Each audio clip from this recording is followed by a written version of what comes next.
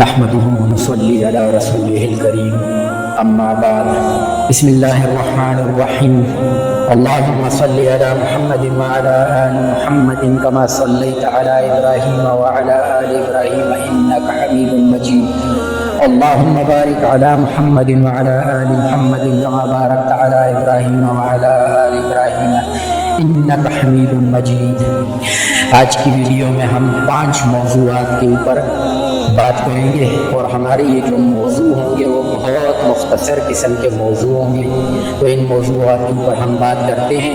ہمارا جو پہلا موضوع ہے وہ ہے انسان کے سجدہ کرتے وقت شیطان کا الگ رہنا۔ جب انسان آیت سجدہ تلاوت کرتا ہے تو شیطان اس سے الگ ہو جاتا ہے اور روتا ہوا یہ کہتا ہے کہ ہائے ہلاکت، انسان کو سجدے کا حکم دیا گیا، اس نے سجدہ کر لیا، اس کے لیے جنت ہے اور مجھ کو حکم دیا گیا، میں نے نہیں مانا، بس میرے لیے جہنم ہے۔ ابن مقسم فرماتے ہیں کہ جب آدمی شیطان کو لعنت کرتا ہے تو شیطان کہتا ہے کہ تو نے مستحق لعنت کو لعنت کی، اور جب اعوذ باللہ پڑھتا ہے تو شیطان کہتا ہے کہ تو نے میری کمر توڑ دی، اور جب سجدہ کرتا ہے تو شیطان کہتا ہے آدمی کو سجدہ کرنے کا حکم ہوا، اس نے سجدہ کر لیا، اور مجھ کو حکم ہوا میں نے نہیں کیا، بس اس کے لیے جنت ہے اور میرے لیے جہنم ہے۔ ہمارا دوسرا موضوع ہے نمازی کے دل میں شیطان کا وسوسہ پیدا کرنا۔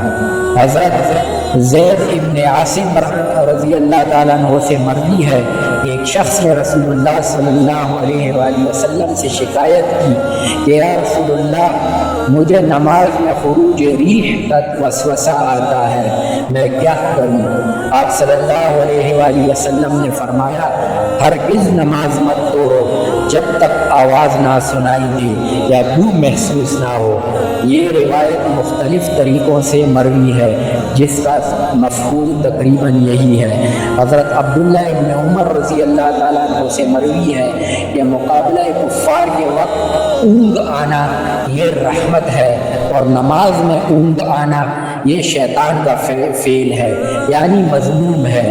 حضرت عبداللہ ابن مسعود رضی اللہ تعالیٰ عنہ سے مروی ہے، وہ فرماتے ہیں کہ جمائی اور چھینک نماز میں شیطان کی طرف سے ہے۔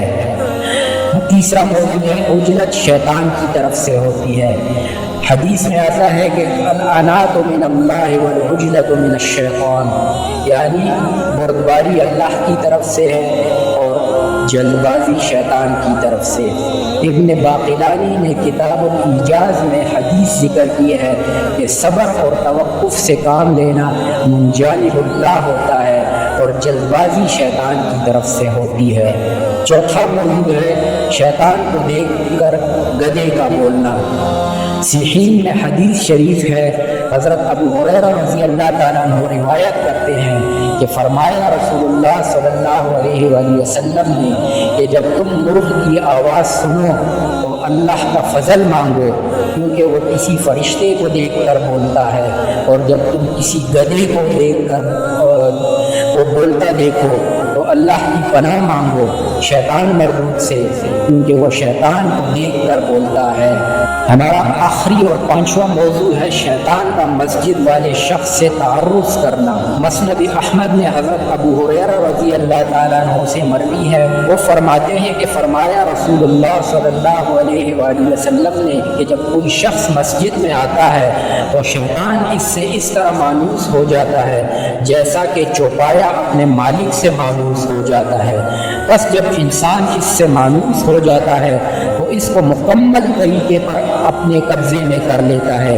کبھی آدمی اللہ کا ذکر نہیں کرتا اور کبھی دایانی باتیں کرنے لگتا ہے۔ حضرت انس رضی اللہ تعالیٰ عنہ سے مروی ہے کہ حضور صلی اللہ علیہ وآلہ وسلم نے فرمایا کہ اپنی صفیں سیدھی رکھو ورنہ شیطان وسط صفوف یعنی درمیانی صف میں داخل ہو جائے گا۔